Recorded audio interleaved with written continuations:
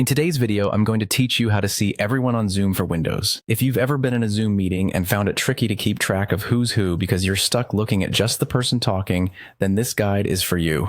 With the gallery view setting, navigating meetings can be so much easier.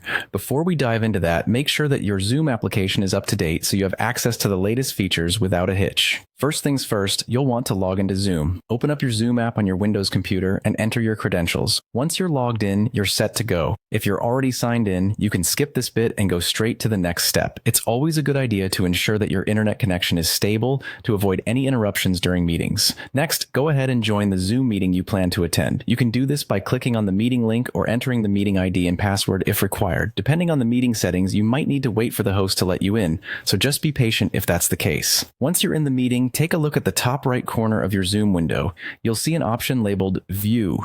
This is where the magic happens. Clicking View allows you to change how you see participants on the screen. By default, Zoom might have you in Speaker View, which shows only the active speaker prominently. Now, from the View menu, select Gallery View. This switch is key to seeing everyone at the same time. When you click on Gallery View, the layout will transform, displaying a grid with each participant's thumbnail. This setup is particularly handy in larger meetings where you need to see everyone's reactions or when collaborating in breakout sessions. Just like that, you'll now see a grid of all the meeting participants instead of just the person currently speaking.